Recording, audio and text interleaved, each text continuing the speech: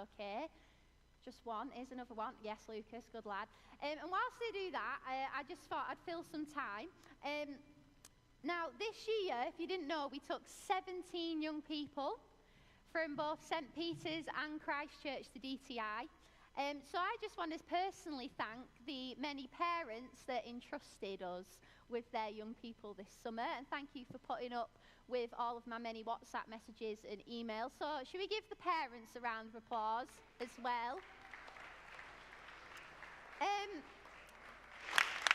I also just want to say, I don't know if they're here, is Kath and Dave Richardson here? There they are. Now, Kath and Dave, God bless them, very last minute, said that they would help us with driving down all of our luggage and gear in this amazing box trailer that we borrowed from Christchurch. So a massive thank you to you guys, because otherwise we wouldn't have any clothes for the week. So thanks to Kath and Dave. Really appreciate it. And with 17 young people, I just need one more chair, if that's okay, friends. Just one more chair. Table afterwards. Yeah, thanks. They know what they're doing. They've been briefed, clearly. And with 17 young people, I couldn't have done this trip without an army of youth leaders. And so I just want to just name them now. We had Reverend Alan Saunders, Phil Lane, a.k.a. Phil and Elaine, Brianna, Ben Allen, Ben Latham, Chris, Charlotte, and Alison from Christchurch. Can we give them a round of applause?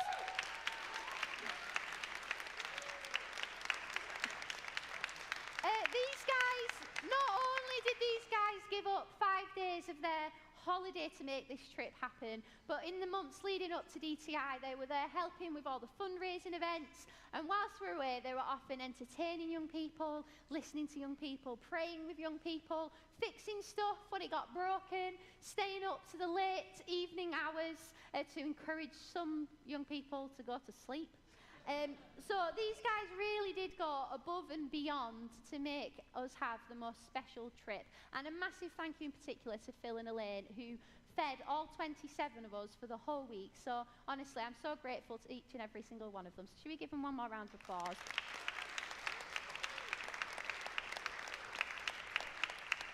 And it's as if by magic, the set has changed. Look at that.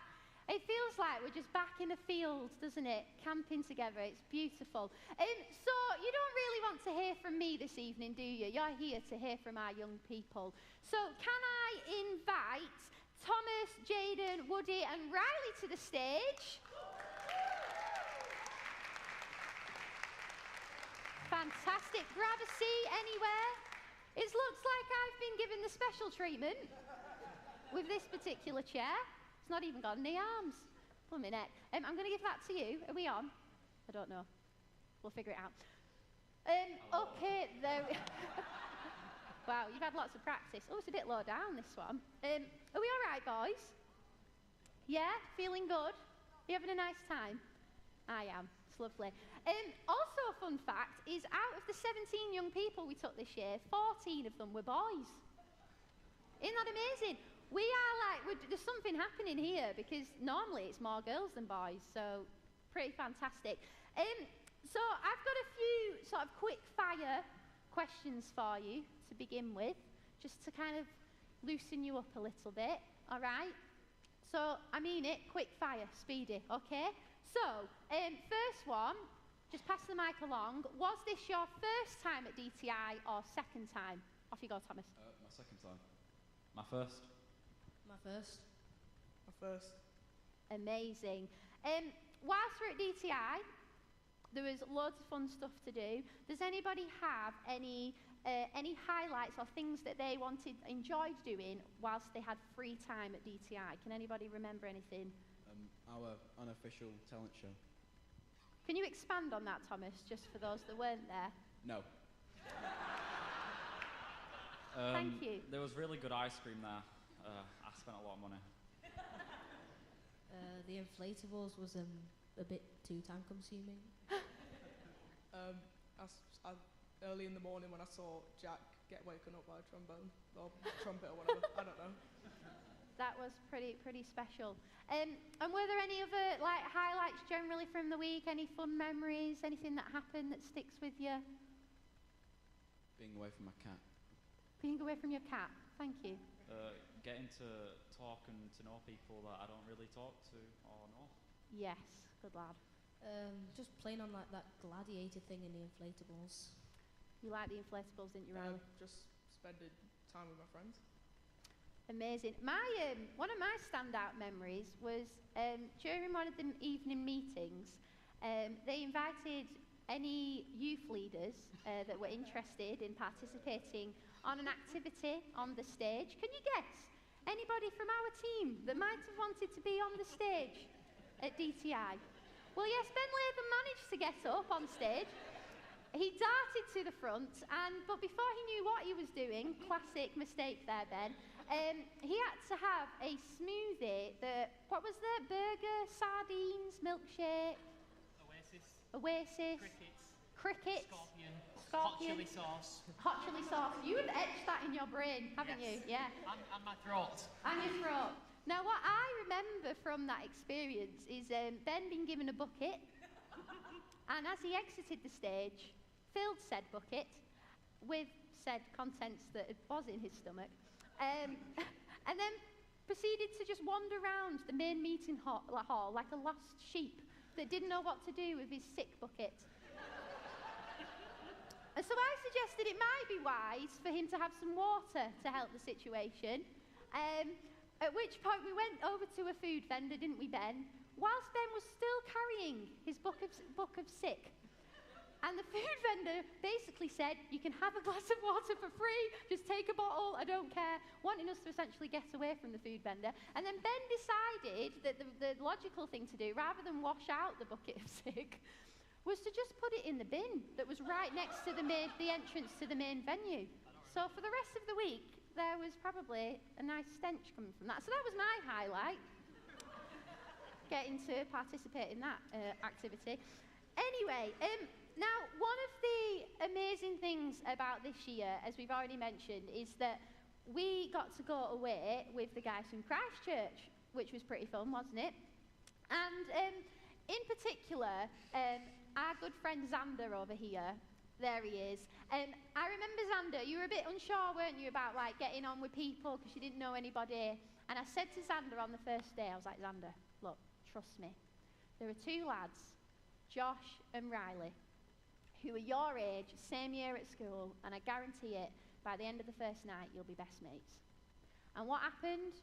By the end of the first night, you were laughing, playing games, chatting, weren't you? And it just so happened that Riley and Xander also seemed to have a passion for Rubik's Cubes. Who knew?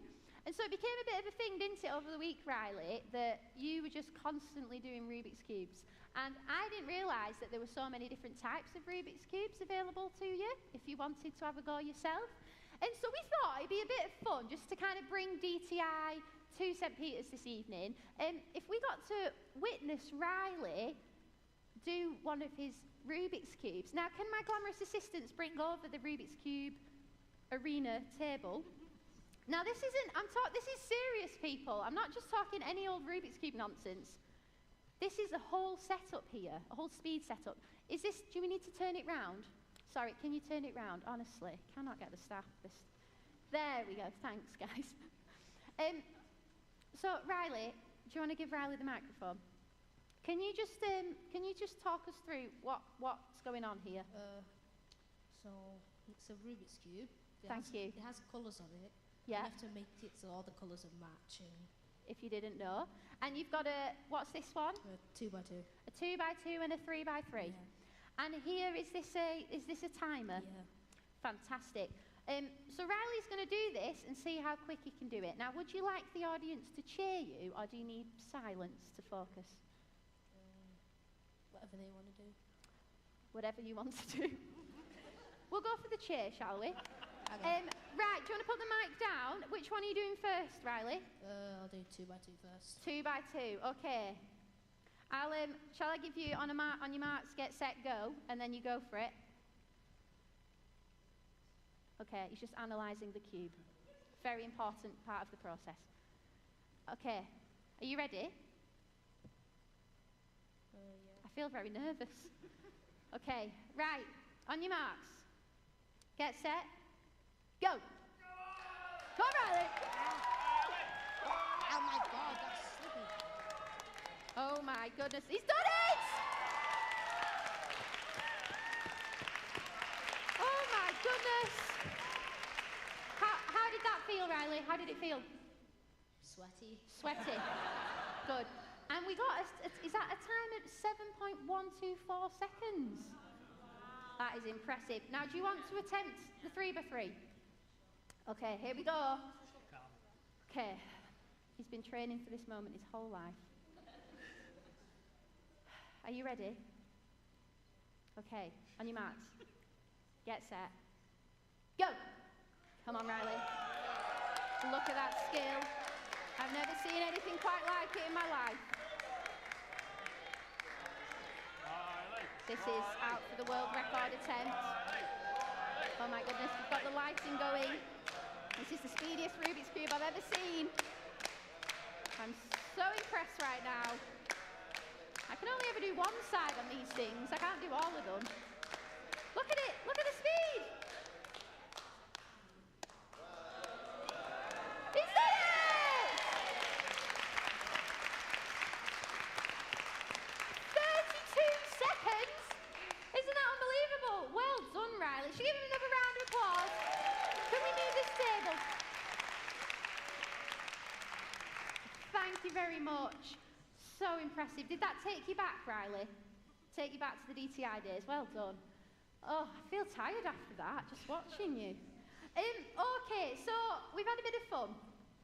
But as you know, when we were at DTI, our real hope for taking these young people is that they have chance to meet with God, to connect with Jesus in a way that's relevant to them, to meet other young people that are on the same faith journey as them. And so, if it's okay, lads, I thought we'd just go deep for a second, if that's all right.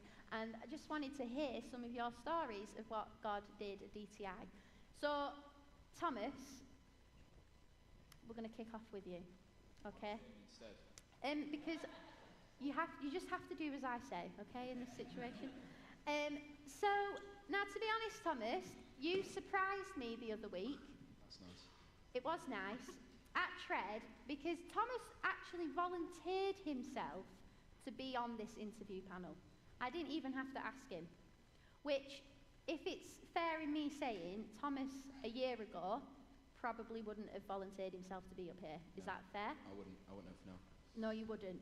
And so I feel like that is a testament to just your growth and the journey that you've been on. And so I thought we'd start by just maybe giving people a bit of context. Do you want to share maybe how you felt before DTI, and did you have anything that you were hoping that God might do whilst you were there? So, in the days and weeks and whatever leading up to DTI, I didn't really want to go. I was kind of forced to by my dad. Thanks for that, Jimmy. But yeah, so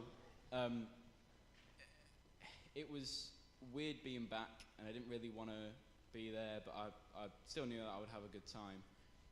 But I was more there for the younger lads, because it was their first year and stuff. But yeah, I knew I'd enjoy it, but probably not as much as the first year, but I ended up enjoying it more. That's amazing. Yeah. Would it be fair to say that maybe that sort of year leading up to DTI wasn't necessarily the easiest? You were doing your GCSEs, weren't you? Which was pretty massive. Yeah. And I know that was like pretty hard. But you came, you did it, you joined us, which is amazing. And was there for you like a particular moment at DTI where you felt like God spoke to you, where he revealed himself to you, or anything like that that you want to share? Well, I can't remember whether it was the second to last night or the last night during the sort of devotional bit where everyone is praying for each other. Me and a few other people were praying for someone, and then one of the people who I was praying with put their hand on me and started praying for me, and said something like, something along the lines of, God just wants you to know that he sees you. And that for me was very, I don't know, very powerful, I guess, because in the year leading up to it, I'd struggled a lot with unanswered prayer. And yeah, it was just quite nice to hear that, yeah. That's amazing. Thank you for sharing that. That's so encouraging. Should we give him a round of applause for that?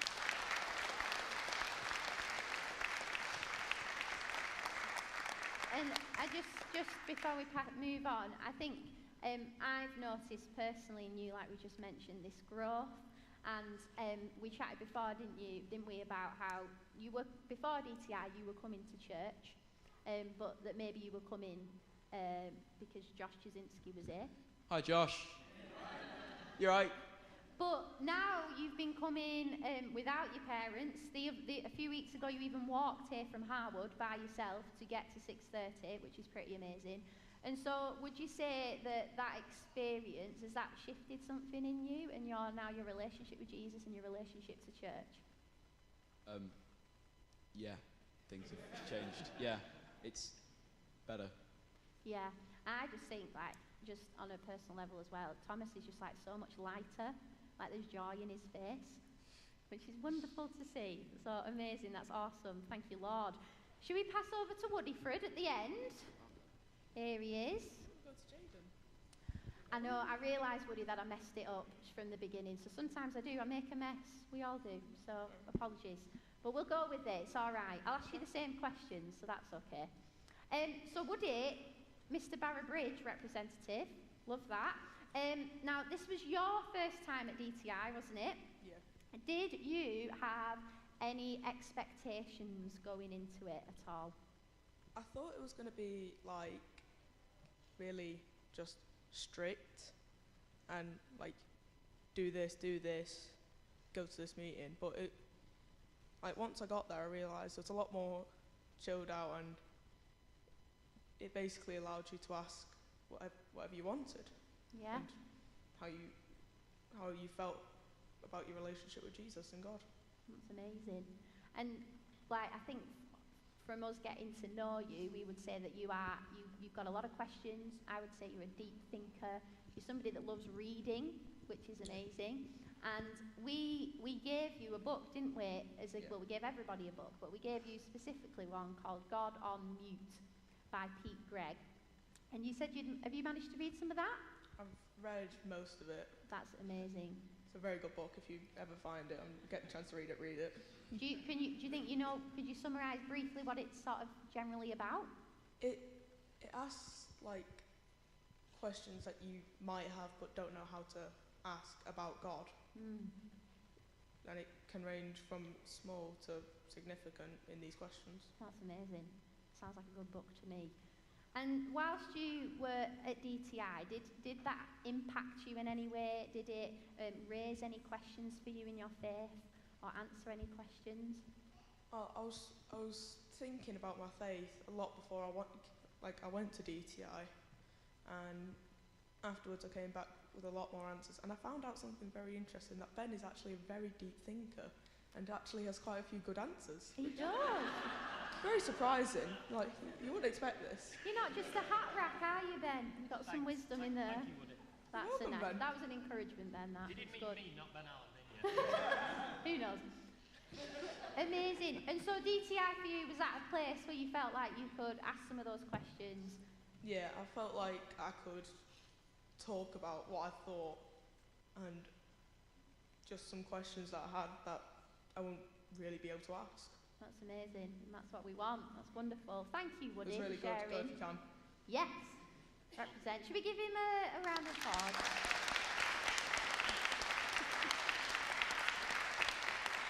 Okay, over to. Do you remember Riley September? Beautiful. That's as far as I get every single time. But wonderful name. We love it, don't we, Riley? I think you don't actually love it. You always look mortified, but that's fine. So you were also a DTI newbie. How did it feel when you walked into that main meeting room for the first time? Well, I was quite overwhelmed. I knew it was big, but I couldn't exactly grasp the scale of it until I actually walked into the room and just saw everything. Yeah, it is pretty overwhelming and amazing. Now, I remember, we chatted about this before, I remember me and Riley having a conversation.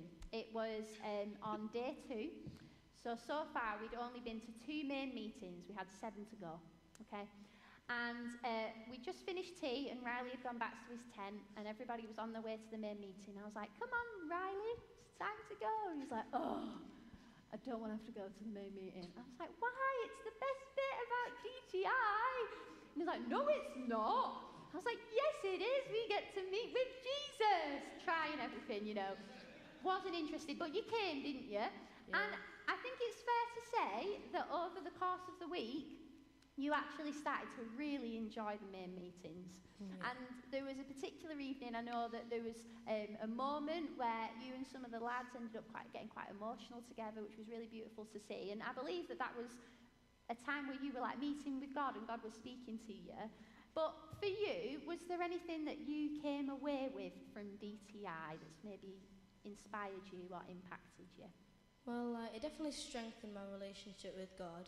And also just gave me a few more questions. Yeah? Is there any questions that come to mind? Don't worry if not.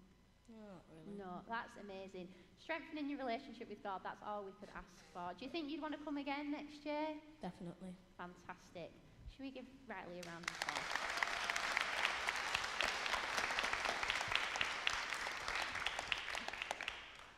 Hiya, Jaden. It's me again. Yeah, it's you again. With those northern tones. Thanks. So, J-Dog, you'd never been to anything quite like this, had you? No. No. Maybe we could describe you as not necessarily an outdoorsy type. Would that be fair? Yeah, not really. No, not really. And yet here you were, camping with us for 5 days, embracing it all. Now, I think you've been on a bit of a journey.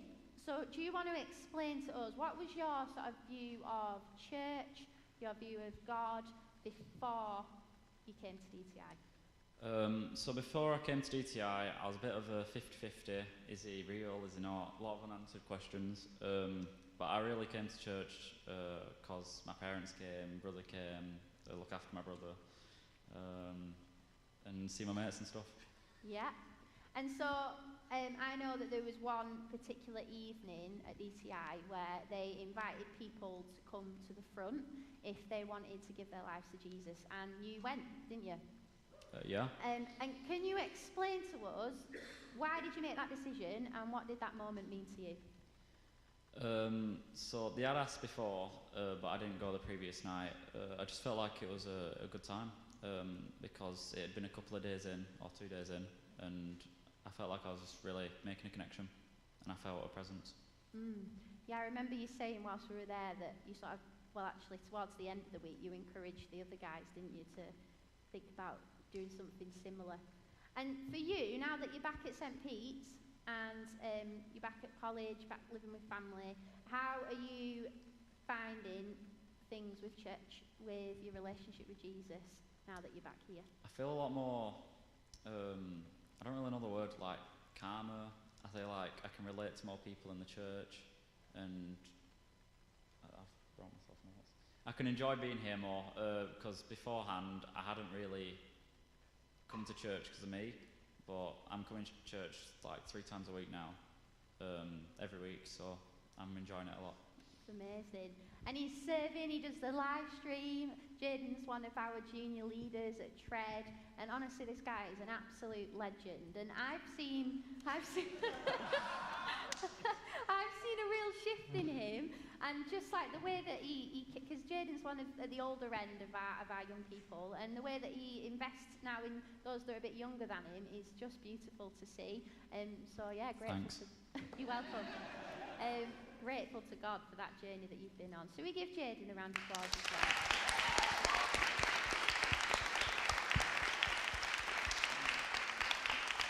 Now, so it is amazing, isn't it, getting to take young people to something like DTI. And if you've ever been to a festival yourself, you know that there is something really special about taking a few days to get away from your normal life, to be with God, to connect with other people, and that God really uses those times in powerful ways, as we've seen this evening. But the real challenge for these guys and for us is, how do we continue to walk with Jesus when we are back at school, back at college, at work, back with our families that maybe haven't experienced what we've experienced, maybe don't even have the same faith as us. And so I haven't prepared you for this, guys, but I was just, as we were chatting, I was thinking, and I was just wondering, is there anything that you maybe feel like, actually it'd be really great if these people here could pray for me or for me and my friends as I try and follow Jesus in my normal day-to-day life? Can you repeat that in shorter terms?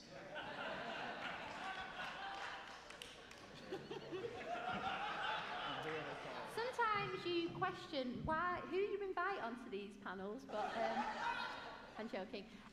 So now you're back from DTI, you're trying to follow Jesus without 3,000 people worshipping every single night together, yeah? Very different context. Is there anything that you'd like maybe prayer for as you try and continue your relationship with God as you just go about your daily life back here in Bolton?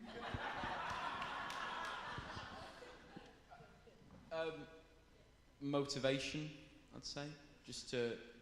Not just to keep on praying, but to just sort of have the knowledge that, whatever you do, God's still there. Yeah. And it's, sometimes it's difficult at our age to have that. Yeah. That little thought. And at these ages as well, I might add. Oh. Yeah, No you lot offense. too. Yeah. Yeah. But yeah, prayers that you would know that God is with you wherever you are. That's amazing. Anything else? I know I'm just putting you on the spot. No pressure. That everyone has courage to share their faith and share it with their friends, family, invite them to the church that you go to, and that you can just talk to anyone in church, because everyone's generally nice. Maybe not in the real world, but in this church, in this world, everyone's generally nice, and you can have a decent conversation with anyone. That's amazing. Courage. Oh, right, cheers. I guess for anyone that went to DTI or has been to anything along the lines of DTI, to remember and to know more and try and learn more about God and Jesus and how they can expand their faith. Amazing. Yeah. Great stuff. Don't worry, Riley. So what's going to happen now? I'm going to, in a moment, Sam Gayeth, wherever he is. Oh, there he is. Have you got a Bible, Sam? Fantastic. Do you know where you're reading from? Wonderful. I mean, in the Bible. Great. I suddenly realised I've not given you the piece of paper that I printed off for you, but that's fine. So in a moment, Sam, if you want to go and get yourself comfortable up there, Sam's going to read for us, and Ben is going to come and speak for a very short amount of time. Because I just want us to spend a bit of time reflecting on how we as a church can encourage these young people, and all of our young people, not just the ones that have been to DTI, in their faith, in their walk with Jesus, as they continue through life. But should we just give these boys another massive round of applause for sharing this evening?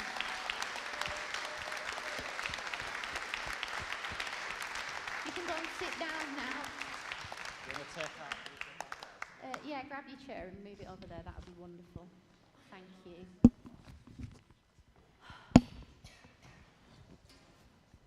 All right, Sam, over to you. This reading is taken from Luke 15, verses 11 to 24. Jesus continued, "There was a man who had 2 sons. The younger one said to his father, 'Father, give me my share of the estate.' So he divided his property between them. Not long after that, the younger son got together all he had, set off for a distant country, and there squandered his wealth in wild living. After he had spent everything, there was a severe famine in that cold country, and he began to be in need. So he went out and hired himself out to a citizen of that country, who sent him to his fields to feed pigs. He longed to fill his stomach with the pods that the pigs were eating, but no one gave him anything. When he came to his senses, he said, "How many of my father's hired men have food to spare? And here I am starving to death. I will set out and go back to my father and say to them, 'Father, I have sinned against heaven and against you. I am no longer worthy to be called your son. Make me like one of your hired men.' So he got up and went to his father. But while he was still a long way off, his father saw him and was filled with compassion for him. He ran to his son, threw his arms around him, and kissed him. The son said to him, 'Father, I have sinned against heaven and against you. I am no longer worthy to be called your son.' But the father said to his servants, 'Quick, bring the best robe and put it on him. Put a ring on his finger and sandals on his feet. Bring the fattened calf and kill it. Let's have a feast and celebrate.'" This is the word of the Lord.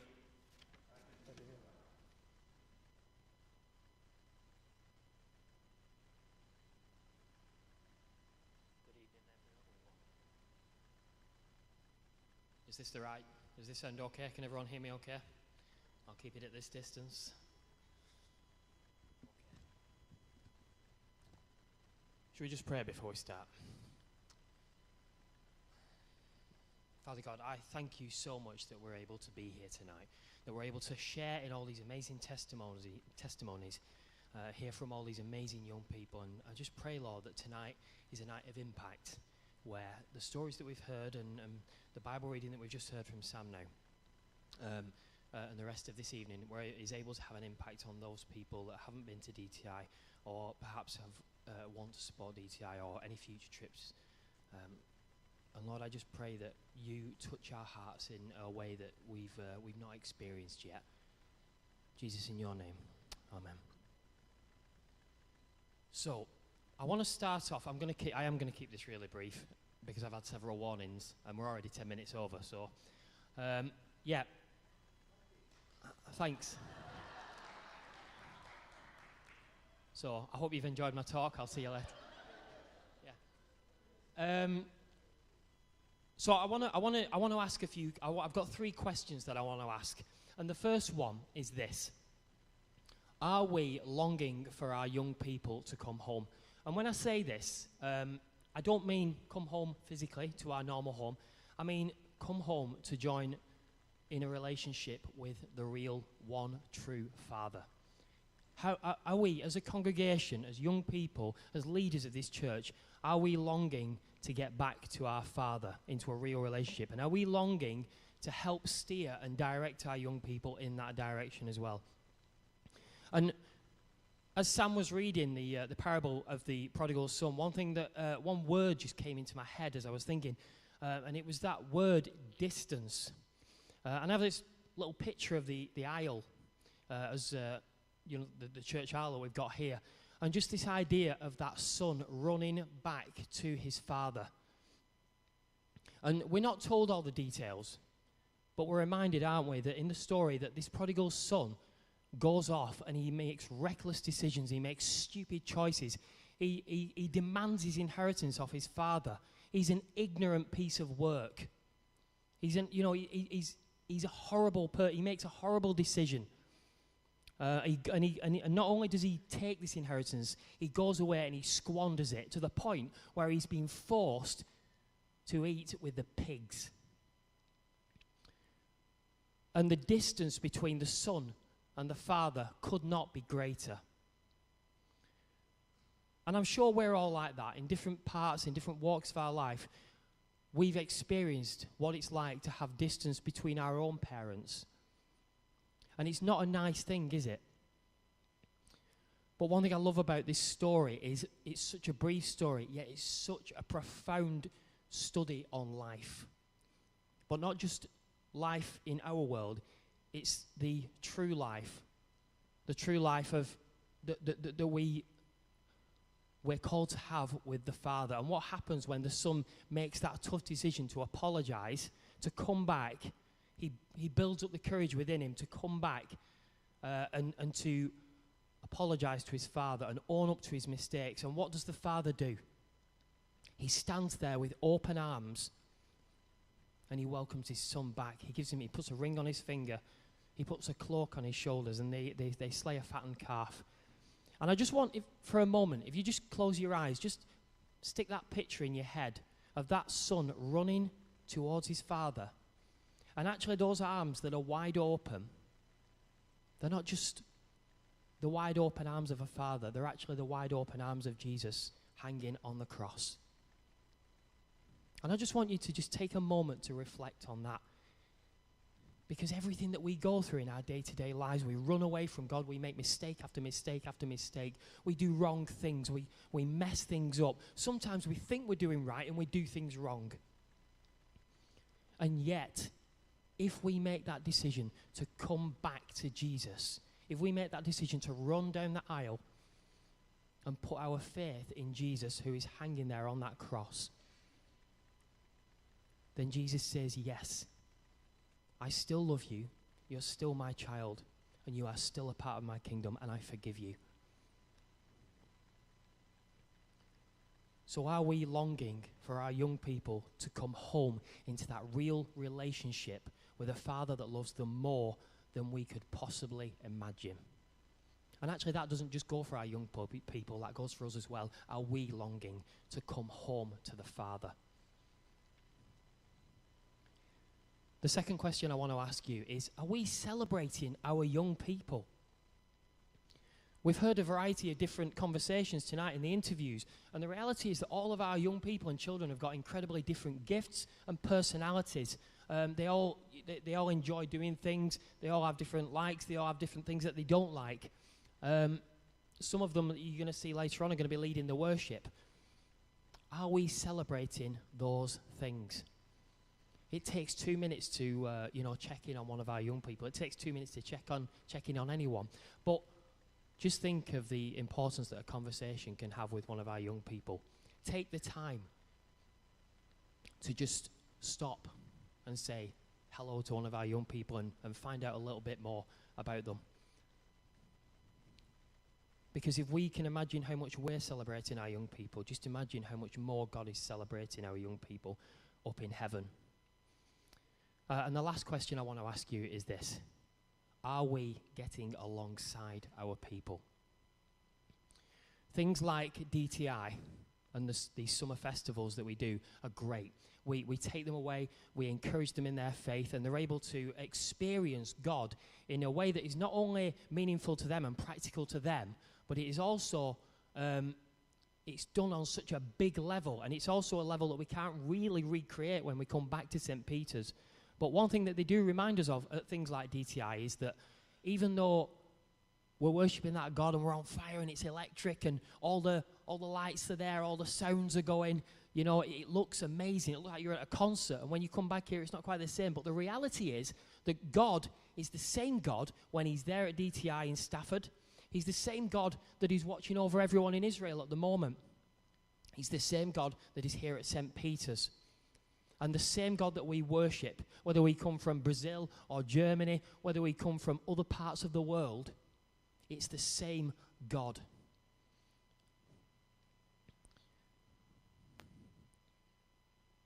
And when we get alongside our young people, it's a journey.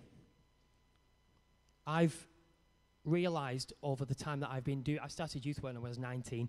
I'm 36 now. It's been quite a long while, and through that time I've been able to experience young people going on so many different journeys. And I've loved hearing one of the stories that Thomas has shared tonight.